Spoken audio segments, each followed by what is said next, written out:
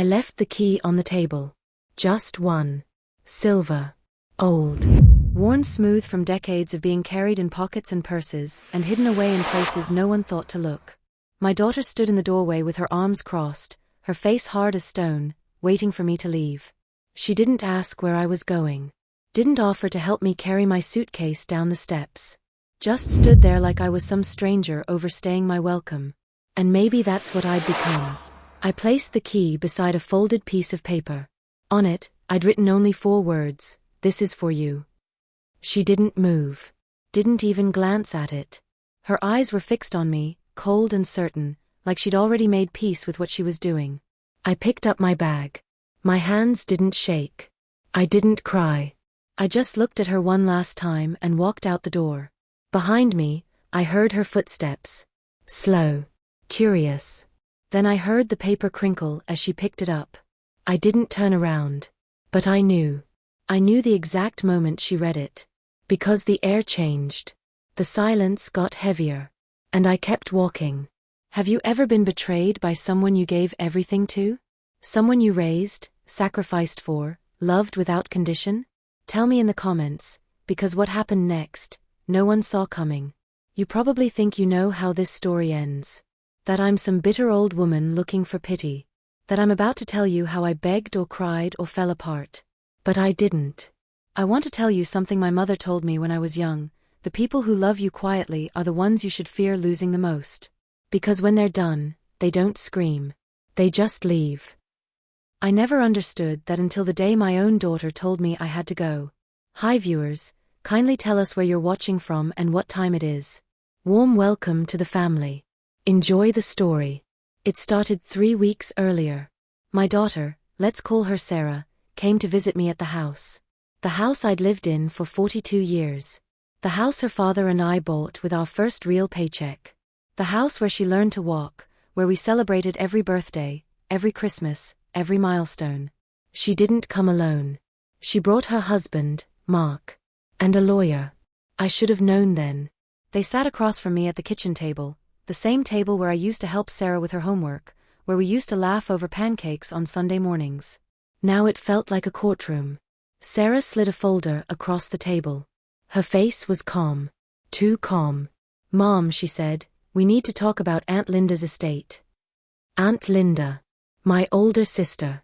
She'd passed away 2 months before. We weren't close, hadn't been for years. She was difficult. Stubborn.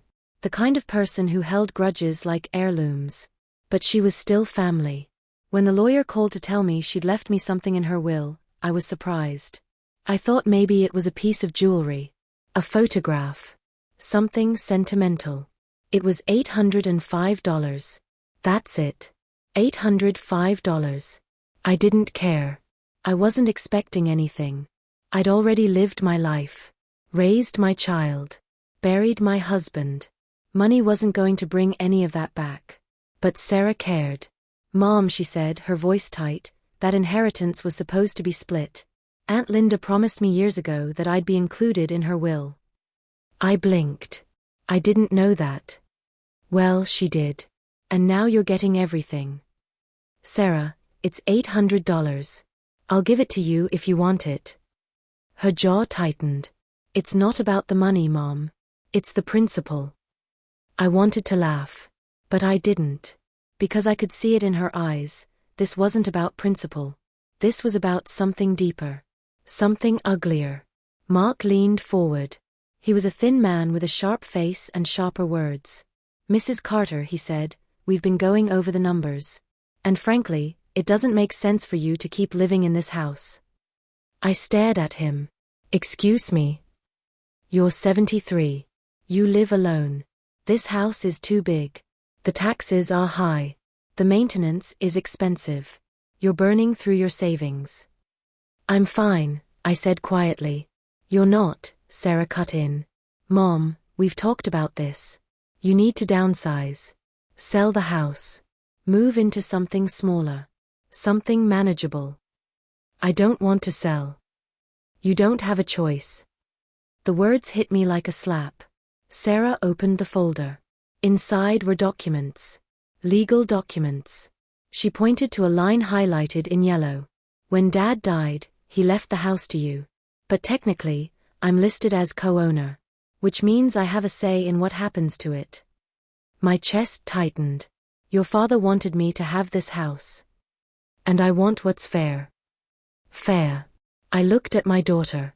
Really looked at her. And I realized I didn't recognize her anymore. We're putting the house on the market, Sarah said. You have 60 days to find somewhere else to live. I didn't argue. I didn't beg. I just nodded. Because I'd already learned a long time ago, you can't fight someone who's made up their mind to hurt you. Over the next few weeks, I watched my life get dismantled piece by piece. Realtors walked through my home, pointing at walls and floors like they were flaws, not memories. Sarah came by with boxes, telling me what I could keep and what had to go. She didn't ask what any of it meant. She didn't care. The day I packed my last box, I found something I hadn't thought about in years. A small wooden box, hidden in the back of my closet. Inside was a single key. I held it in my hand and stared at it for a long time. Then I made a decision. On the day I left, I placed that key on the kitchen table. I wrote the note. And I walked out. Sarah didn't follow me. She didn't call. She didn't ask where I was going. But I knew she'd picked up that key. I knew she'd read the note. And I knew that by the time she figured out what it unlocked, it would already be too late. The key wasn't just a key. It was a choice I made 40 years ago. A choice I never told anyone about.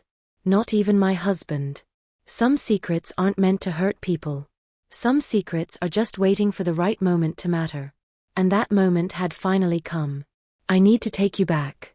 Back to 1985. Back to when I was 33 years old with a baby on my hip and a husband who worked 2 jobs just to keep the lights on. We were struggling.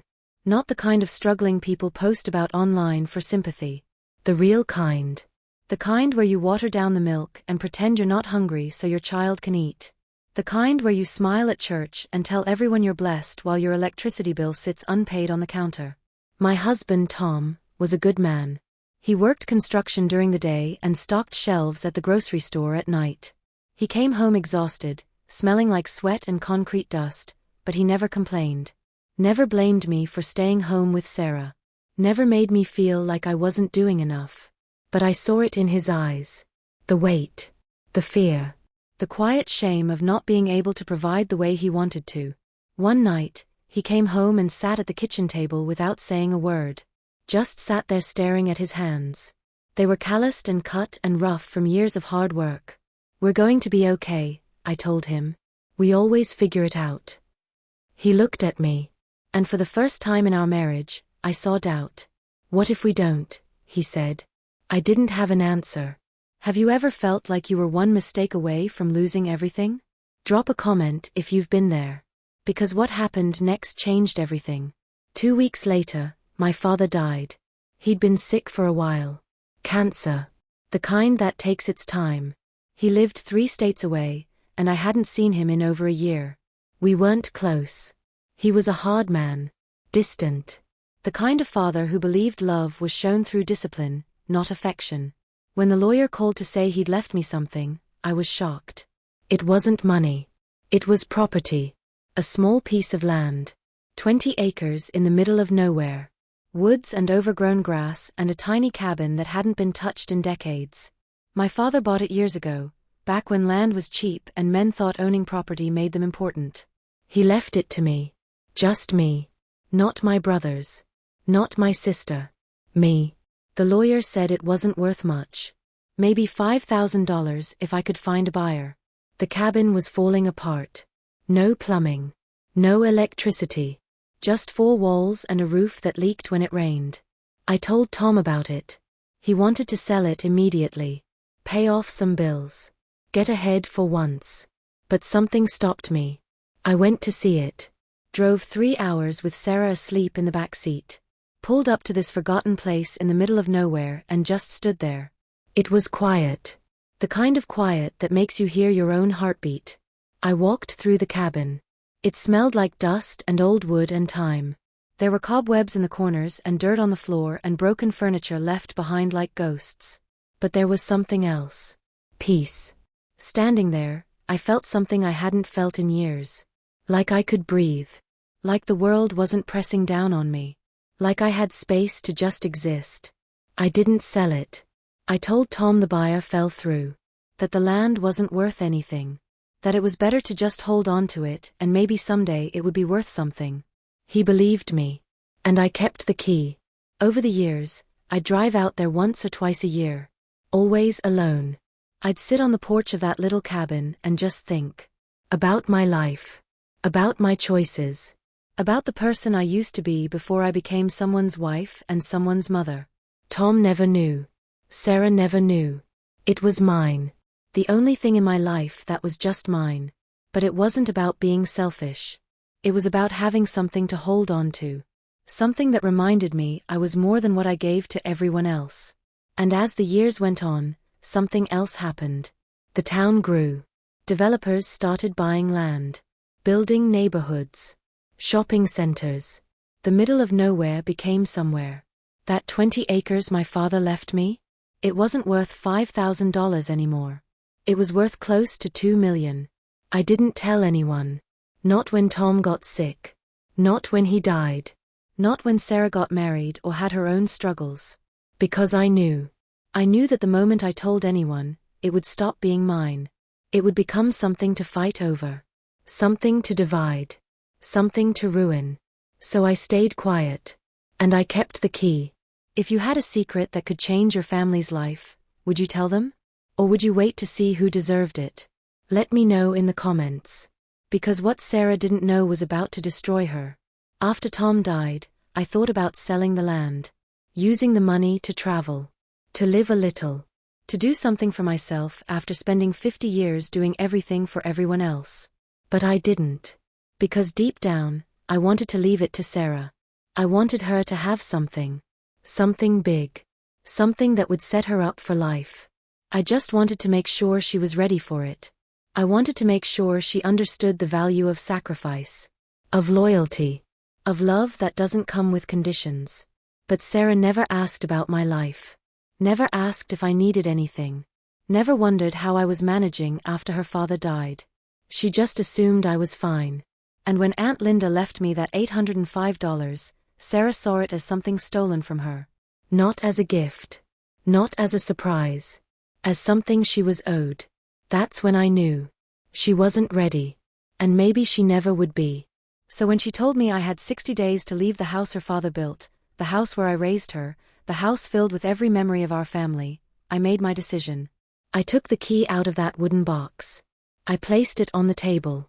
I wrote the note. And I left. Because some lessons can't be taught. They have to be learned the hard way. The hardest part of leaving wasn't the packing. It was the silence. Sarah didn't call. Didn't text. Didn't ask if I had somewhere to go or if I needed help moving my things. She just waited for me to be gone. I stayed with a friend for the first week. Margaret. We'd known each other since our kids were in elementary school. She had a spare bedroom and a kind heart and didn't ask too many questions. But at night, lying in a bed that wasn't mine, staring at a ceiling I didn't recognize, I felt something I hadn't expected. Relief. Not because I was happy, but because I was free. Free from pretending. Free from hoping. Free from waiting for my daughter to see me as anything more than an obligation. Margaret brought me tea one morning and sat on the edge of the bed. "You're too calm," she said. "Most people would be falling apart." I smiled. "I've been falling apart for years, Maggie. I'm just tired of picking up the pieces." She studied me. "You're not telling me something." I sipped my tea. "No, I'm not." She didn't push. That's why I loved her. But she was right. I wasn't telling her. Wasn't telling anyone. Because back at that house, sitting on the kitchen table, was a key that would unravel everything. And Sarah had no idea what she was holding. Have you ever walked away from someone knowing they'd regret it? Knowing that one day they'd realize what they lost? Tell me your story in the comments. Because Sarah's reckoning was coming faster than she thought. 3 days after I left, Sarah called. I was sitting in Margaret's kitchen, peeling potatoes for dinner, when my phone buzzed. I stared at her name on the screen. Part of me wanted to ignore it. Let it ring. Let her sit with the silence the way I had for weeks. But I answered. Mom. Her voice was different. Tight. Confused. Hi, Sarah. What is this key? I didn't say anything.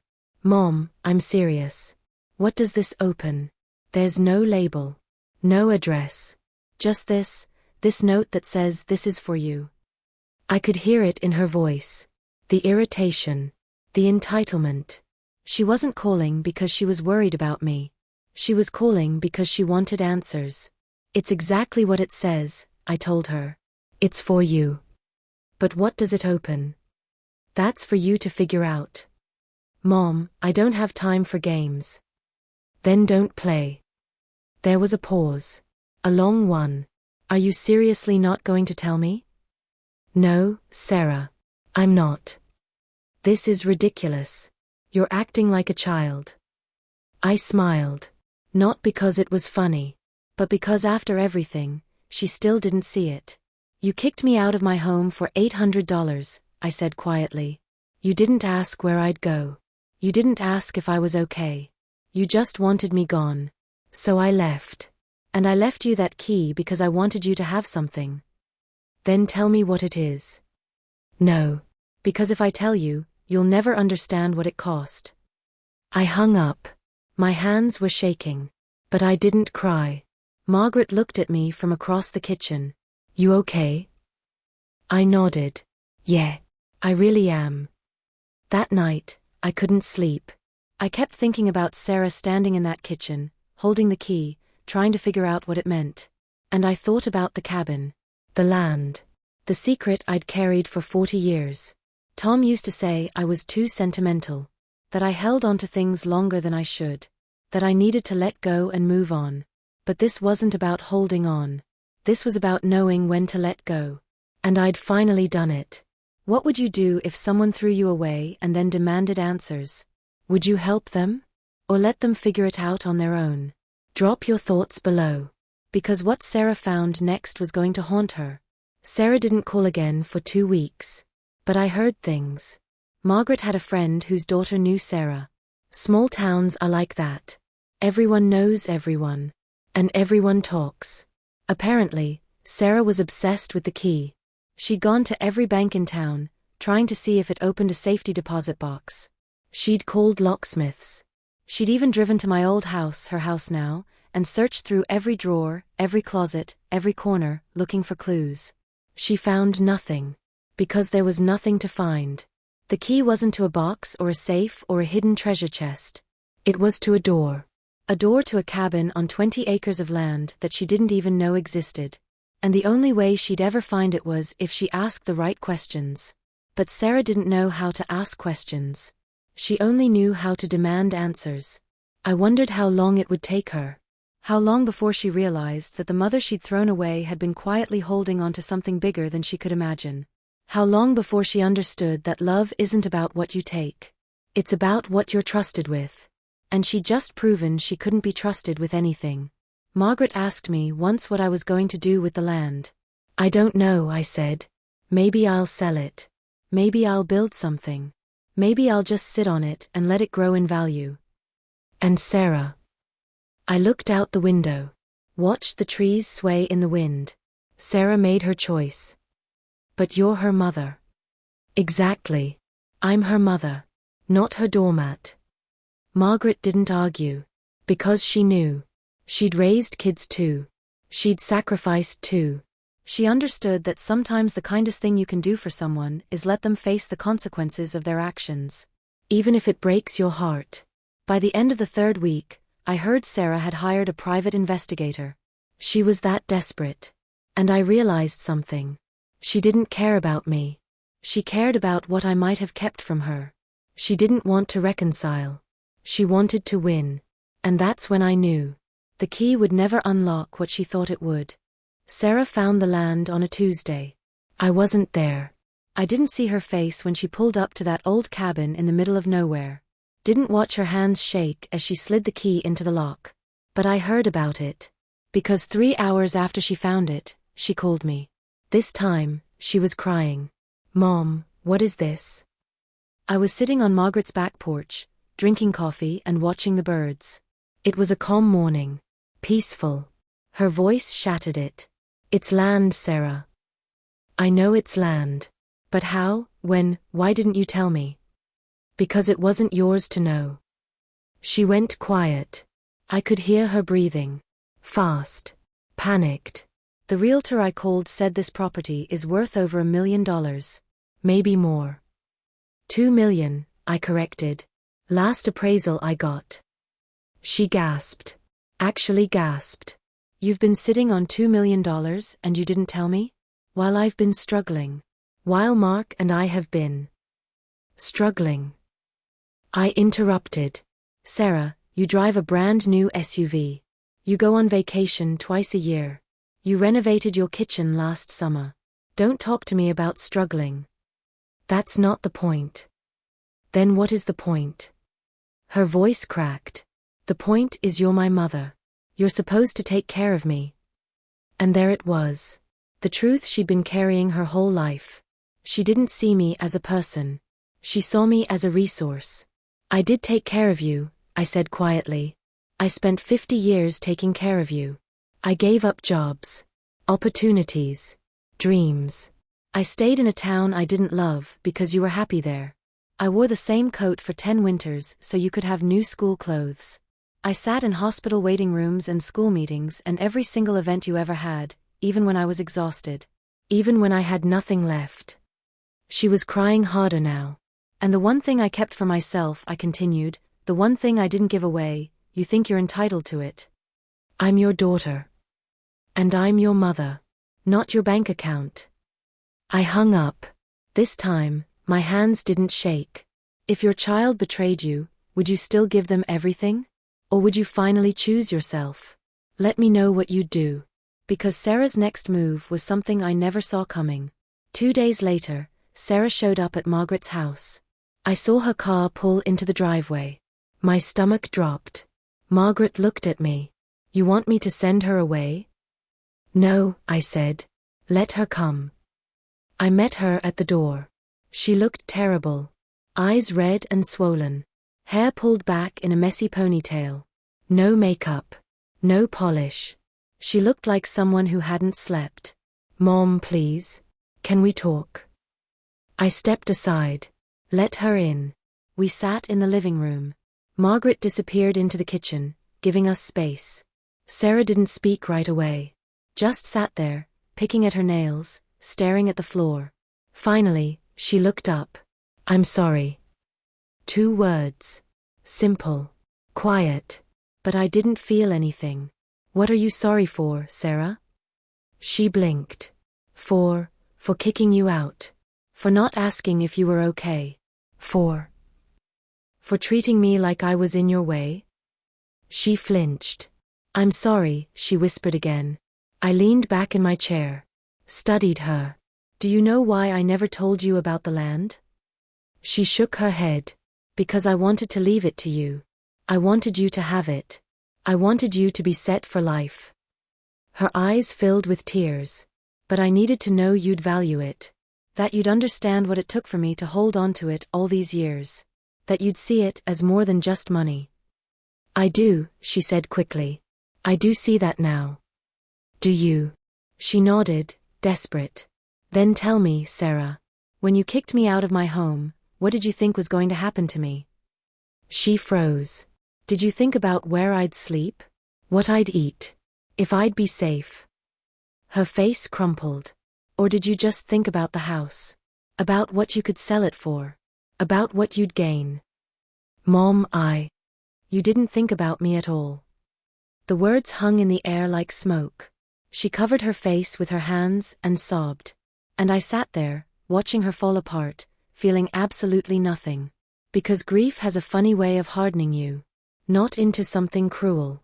But into something strong. After a while, she looked up. Her face was blotchy and wet. What do I have to do? She asked. To make this right? I stood up. Nothing, Sarah. Because it can't be made right. Please. I'll do anything. That's the problem. You think you can fix this by doing something. But you can't. Because the damage isn't in what you did. It's in who you became. She stared at me, devastated. I'm signing the land over to a trust, I said. When I die, it'll be donated. A women's shelter. A place for mothers who've been abandoned by their families. They'll build something good there. Something that matters. No. Mom, please. You made your choice, Sarah. And I've made mine. I walked to the door. Opened it. I think you should go. She didn't move at first.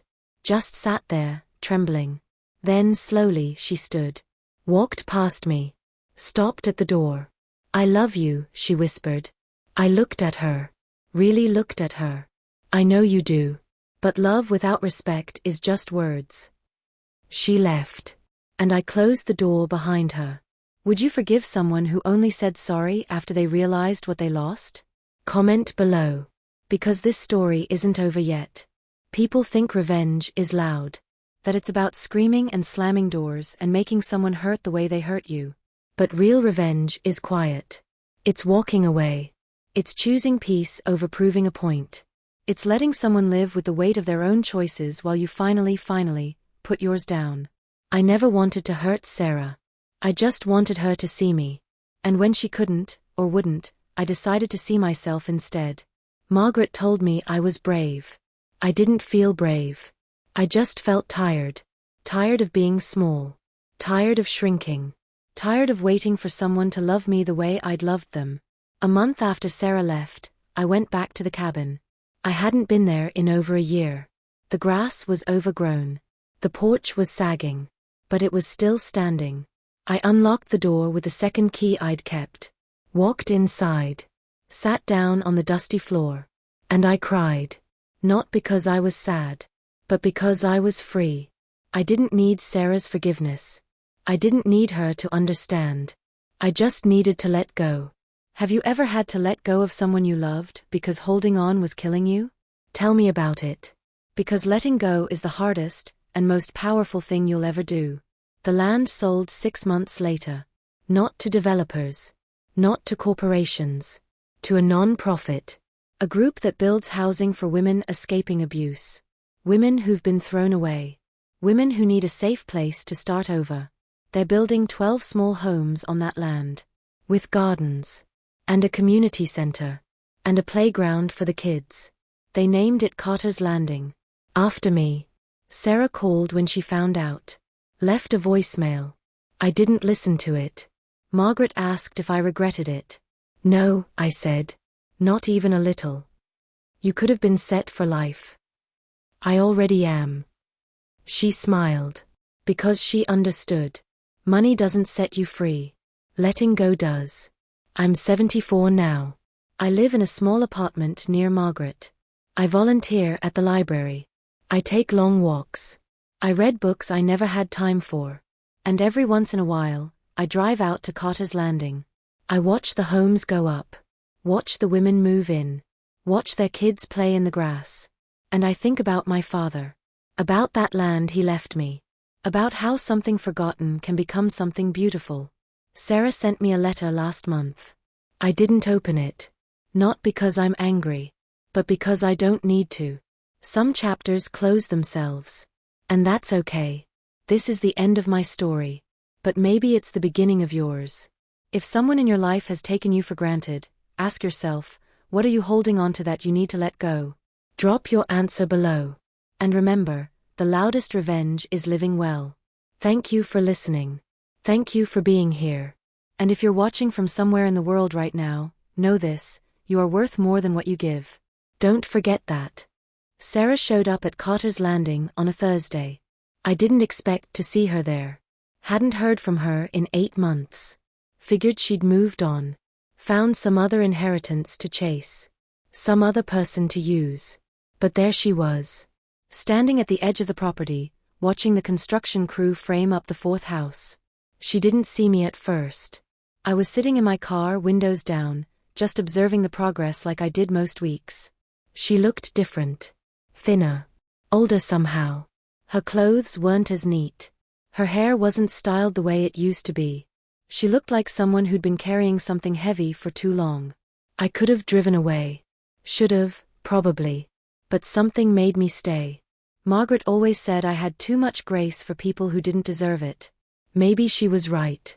Sarah turned and saw my car. Our eyes met through the windshield. She froze. For a long moment, neither of us moved. Then slowly, she started walking toward me. I didn't unlock the doors. Just rolled down the window halfway.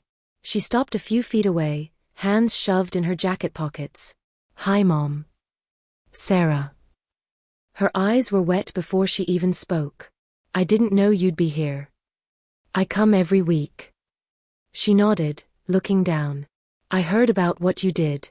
With the land." "Did you?" "Yeah." She swallowed hard. "Mark and we split up." I didn't react. Didn't ask why. Didn't offer comfort. She continued anyway. "He was furious when he found out about the property. Said you were spiteful. Said you did it to punish us." She laughed, but there was no humor in it. He couldn't understand why I wasn't angrier. Why I wasn't fighting it. "And why weren't you?" She finally looked at me. Really looked at me. "Because I deserved it." Have you ever watched someone realize they broke something they can't fix? Drop a comment if you've been on either side of that moment. Because what Sarah said next shook me to my core. "I've been seeing a therapist," she said quietly. "Started going about 6 months ago.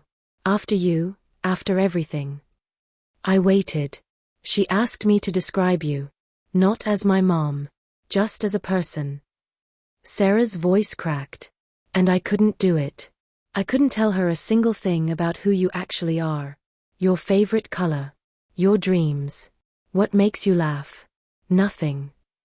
She wiped her eyes with the back of her hand. "I realized I spent my whole life seeing you as what you could do for me. Not who you were. And by the time I figured that out." She gestured toward the construction site. "You'd already decided I didn't deserve to know." The truth of it hung between us like fog. "My therapist said something that keeps me up at night," Sarah continued. "She said the cruelest thing you can do to someone isn't hating them. It's making them invisible. And that's what I did to you, wasn't it?" I didn't answer right away. Just watched a worker carry lumber across the site. Watched the sun hit the frames of the houses. Watched something beautiful being built from something I'd protected for 40 years. "Yes," I finally said. "That's exactly what you did." She nodded, tears streaming down her face now. "I'm not here to ask for forgiveness. I know I don't deserve it. I needed you to know that I see it now. I see what I did. And I'm so sorry." I turned off my car. Got out. Stood facing her. She looked terrified. Like she expected me to scream. To curse her. To finally let out all the rage she knew I had every right to feel. But I didn't. "Sarah, I spent 50 years being your mother. And I was good at it. I was patient and present, and I sacrificed things you'll never understand. But somewhere along the way, you stopped seeing me as a person who sacrificed. You started seeing me as someone whose job it was to sacrifice." "I know. And when I had nothing left to give, you threw me away." "I know," she sobbed. "I know, and I hate myself for it." "Don't hate yourself," I said firmly. "Learn from it. Be different. Be better.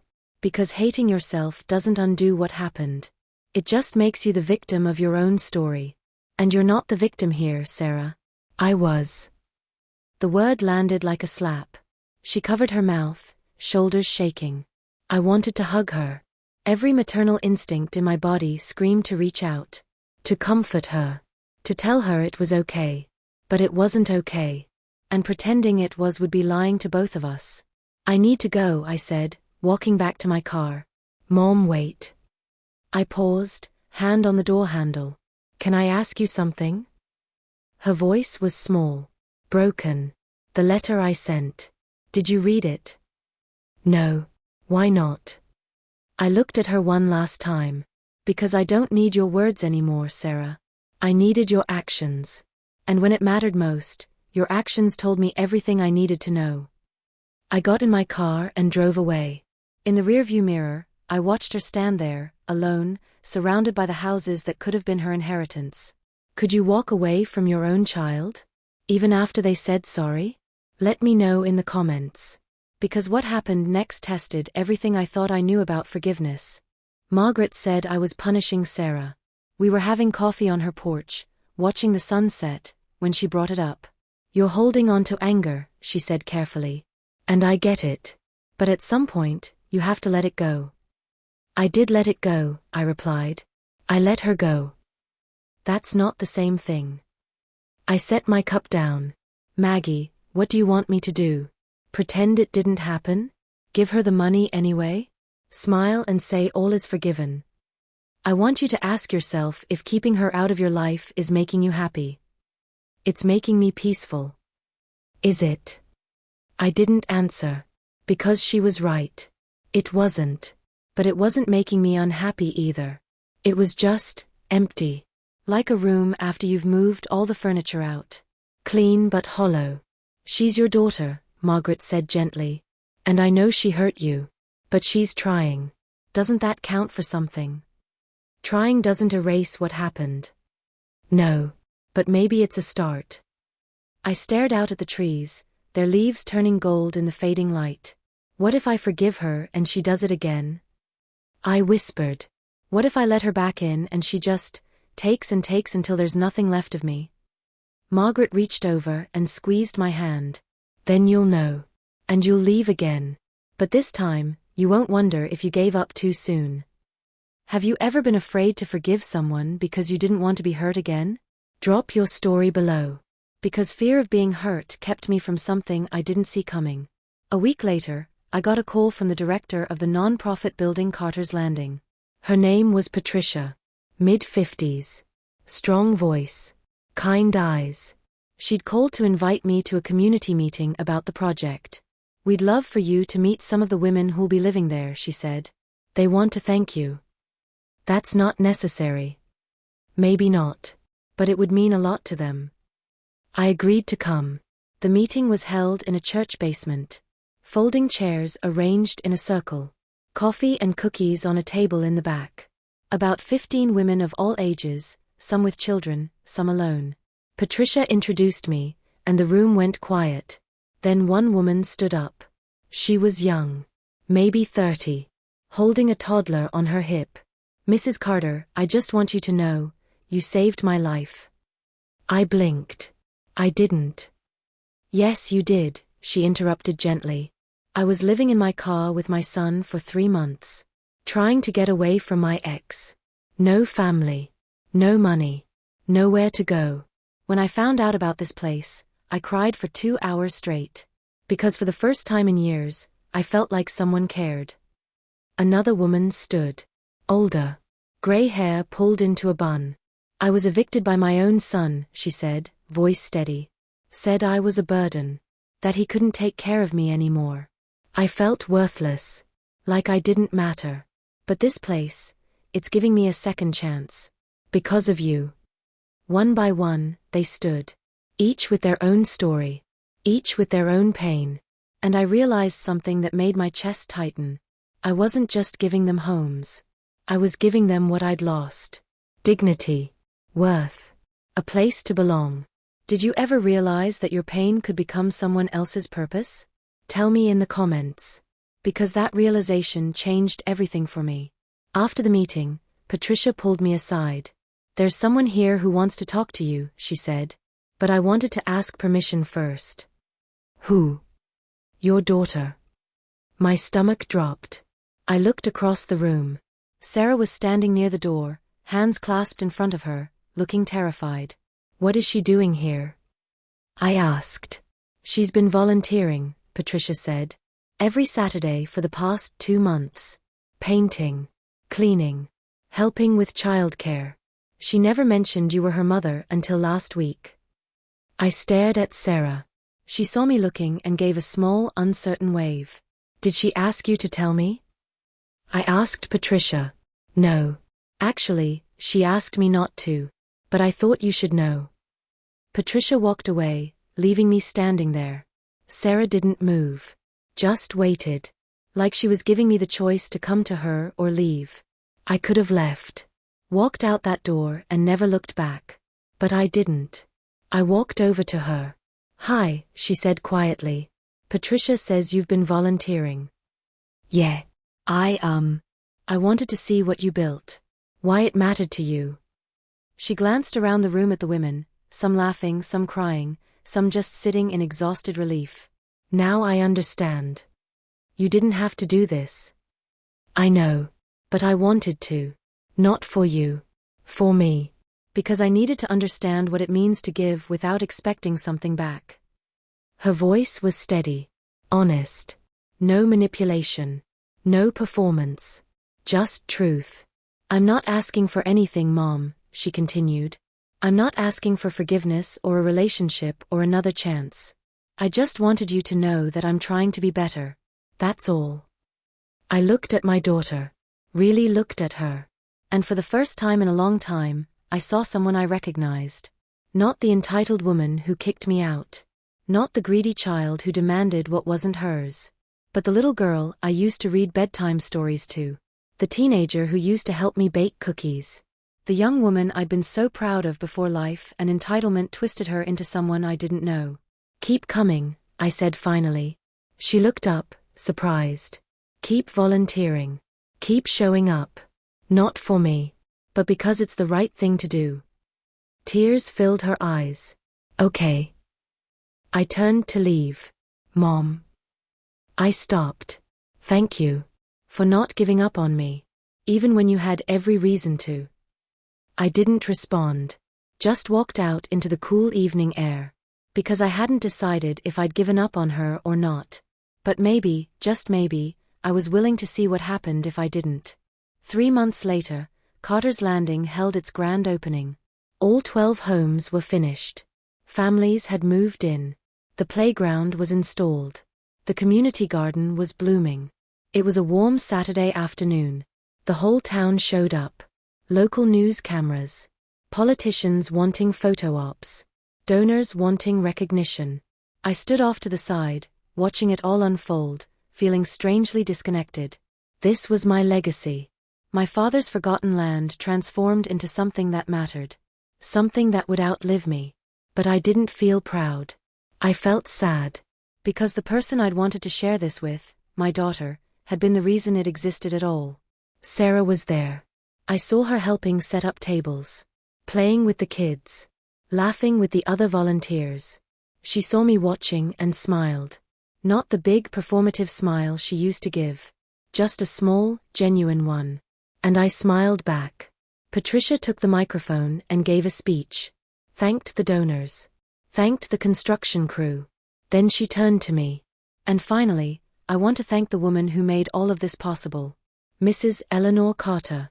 This land was her father's. Her husband never knew about it. Her daughter didn't know about it. She kept it secret for 40 years, and when the time came, she gave it all away. Not for recognition. Not for a tax break. But because she believed that women who've been abandoned deserve a second chance." The crowd applauded. Patricia gestured for me to come up. I shook my head. I didn't want the spotlight. Didn't want the attention. But then I saw Sarah. She was crying. Not sad tears. Proud ones. And something in me shifted. I walked up to the microphone. The crowd quieted. I looked out at all those faces. Strangers and neighbors and women who'd been thrown away just like I had. "I'm not good at speeches," I started. "But I want to tell you something my husband used to say. He'd say, 'Ellie, the best things in life aren't the things you hold on to. They're the things you let go of at just the right time.'" A few people nodded. I held on to this land for 40 years. Not because I was greedy. But because I was waiting. Waiting for the right moment. The right purpose. And when that moment came, I almost missed it. Because I was so focused on what I'd lost, I couldn't see what I still had to give. I paused, glancing at Sarah. I gave this land away because someone I loved made me feel worthless. And I wanted to make sure no one else ever felt that way. But what I didn't realize is that giving it away didn't heal me. It just made space for healing to begin. My voice cracked. So if you're living here, if you've been abandoned or betrayed or thrown away, know this. You're not worthless. You're not a burden. You're not too much. You're exactly enough. And this place is proof that even the most broken things can become beautiful. The applause was thunderous. I stepped away from the microphone, shaking. Sarah met me at the bottom of the steps. Mom, that was. Don't, I said, holding up a hand. Don't make it bigger than it is. But it was beautiful. I looked at her. So are you. When you want to be. She froze. Then, slowly, she smiled. And for the first time in years, it didn't feel like a performance. Have you ever had a moment where you realized forgiveness wasn't about them, it was about you? Share below. Because chapter 9 is where everything comes full circle, and you won't believe what Sarah does next. 1 year later, I was diagnosed with cancer. Pancreatic. Stage 3. The doctor said it with the kind of gentleness that tells you he's done this 1,000 times and it never gets easier. I sat in that sterile office, staring at pamphlets about treatment options, and all I could think was, I'm 75. I've lived a good life. Maybe this is just how it ends. But then I thought about Carter's Landing. About those women. About Sarah. And I decided I wasn't done yet. The treatments were brutal. Chemo that made me so sick I couldn't stand. Radiation that left me exhausted. Days where I couldn't get out of bed. Margaret was there. Every appointment. Every bad day. Every moment I wanted to give up. But so was Sarah. She showed up. Without being asked. Without expecting praise. She held my hair when I got sick. Helped me to the bathroom when I was too weak to walk. Slept on the couch in my apartment so I wouldn't be alone. And she never once complained. One night, after a particularly rough day, I woke up to find her sitting in the chair beside my bed crying. Sarah. She wiped her eyes quickly. Sorry. I didn't mean to wake you. What's wrong? She looked at me, and her face just crumbled. I'm so scared I'm going to lose you before I get to really know you. My heart broke. Come here, I whispered. She climbed into the bed beside me, careful not to jostle my fore. And I held her the way I used to when she was little and had nightmares. You're not losing me, I said. Not yet. But what if? Sarah, listen to me. I wasted so many years being angry. Being hurt. And I don't regret protecting myself. But I do regret how long I stayed angry after you started trying to change. She pulled back to look at me. I forgive you, I said. Not because you earned it. But because holding on to it was killing me faster than this cancer ever could. She sobbed into my shoulder. I love you, Mom. I love you so much. I know, baby. I know. We stayed like that for a long time. Have you ever forgiven someone not because they deserved it, but because you needed to let go? Comment below. Because that moment saved both of us in ways I never expected. I beat the cancer. The doctors called it a miracle. I called it stubbornness. Either way, 6 months after that terrible diagnosis, I was in remission. And life somehow went on. Sarah and I rebuilt our relationship slowly. Coffee once a week. Phone calls. Honest conversations about the past without pretending it didn't hurt.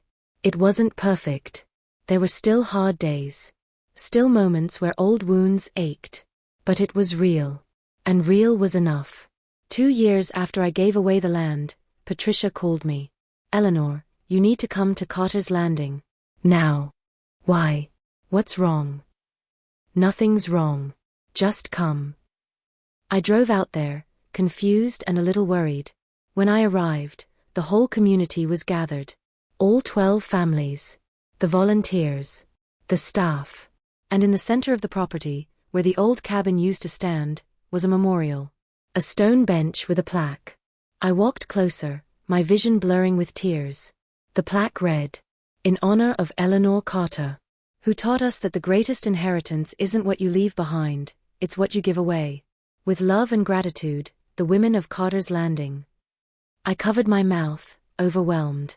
Sarah appeared beside me, tears streaming down her face. "I helped them plan it," she said softly. "I wanted you to know that what you did mattered. That you matter." I turned to her. "Sarah." "No, Mom. Let me finish. You spent your whole life giving. and I spent most of mine taking. But you taught me that real love isn't about what you get.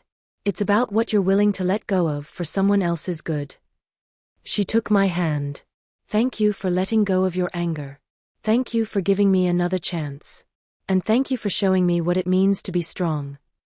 I pulled her into a hug, and we stood there, surrounded by women who'd been given second chances, on land that had been given new purpose. And I realized something beautiful. The key I left on that table didn't just unlock a door to property. It unlocked the truth. About who we were, who we'd become, and who we could still be. This is the end of my story. But maybe it's the start of yours. If you're holding on to anger, ask yourself, what would happen if you let it go? Not for them. For you.